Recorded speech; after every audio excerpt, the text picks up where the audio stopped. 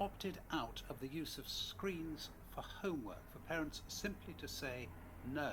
It comes from the Conservatives in the form of an amendment to a bill before Parliament, but it raises, of course, wider questions about the use of screens and computer-based learning. Dr. Fiona Scott is on the line, who's a lecturer in digital literacies at the University of Sheffield, and Jennifer Powers as well, who's director of the Unplugged Coalition. Good morning to you both. Good morning. And Jennifer Powers, first of all, you presumably welcome what the Conservatives are doing today.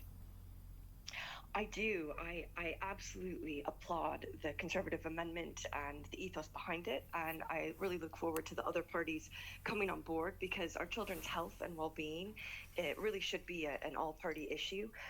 So let's see how the government responds. And when you mention the ethos behind it, what is that ethos? Well, we're seeing the immense damage that screens of all kinds are doing to our children, whether that be the physical harms of staring at a screen and the deterioration of eyesight, increase of dry eyes, through to the temptation to pause their homework, for instance, and look at really harmful, dangerous content online, to the shallowness of learning. Our children's brains are being rewired. They're losing concentration, the ability to absorb and retain information, and it's really impacting on them reaching their full potential. So there is a huge movement, as you know, around delaying smartphones in this country, and I think this is the natural evolution. Parents across the country are saying, yes, we understand the damage of smartphones and social media to our children, but why is there so much ed tech in the classroom, and why specifically are schools requiring children as young as 5 to do their homework on devices? Dr. Scott, what do you make of that? So I think this particular proposal, which probably seems like an easy win to lots of people, is actually just obfuscating a much more complicated issue. There are lots of complicated challenges associated with using digital technologies in school and out of school, but what we actually need is to address the issue holistically. So that would include changes to curriculum and also more CPD and time for educators to ensure that children from a young age are learning about how to use digital technologies safely and productively. I think ultimately this opt-out is going to create inequity in experience, and it also will increase workload burden for teachers, and we know they're already under a lot of pressure. I suppose the issue is not only the practical side of it and the question of harmful stuff, etc., but there is a deeper thing, isn't there, that Jennifer Powers was talking about, Dr. Scott, and that is that the very fact of using a screen rather than a paper and pen is itself doing us damage. Is there evidence that that is the case? I mean, it's a very complicated picture, and I don't think there is strong evidence that that is the case. I think it's sort of tempting to imagine that children are, there's always media reports that children can't hold a pen anymore, they can't write, and that's just not true. I mean, the majority of work that is being done in sort of early years certainly is still being done by hand. But actually, children and adults need to use technologies, and if we don't work with educators to make sure that children are becoming familiar with them, then we're actually doing them a disservice. So both in terms of the operational skills that they will need to use those technologies, but also learning in a safe, sort of supported environment, the complex challenges, learning those critical digital literacy skills, learning about how to achieve a balance, learning about how to make judgments about what is a good source of information and what isn't. They need support with that. So it's absolutely appropriate to include it in the curriculum. That's the point, Jennifer Powers, isn't it? Go ahead.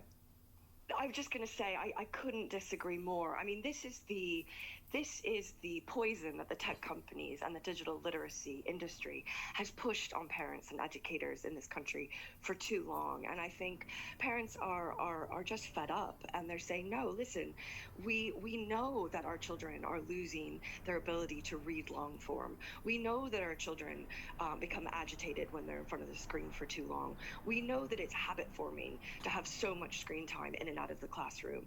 And in terms of inequity and keeping keeping our children safe online. There's no reason a 5-year-old or a 10-year-old needs to be online. They don't need to learn digital literacy skills. They need to have their childhoods protected, and they need to learn those deep human skills of knowledge absorption, critical thinking, creativity that will allow them, when their maturity allows, for them to go online and flourish. Look, it doesn't take very long for anyone, any child, to learn an app.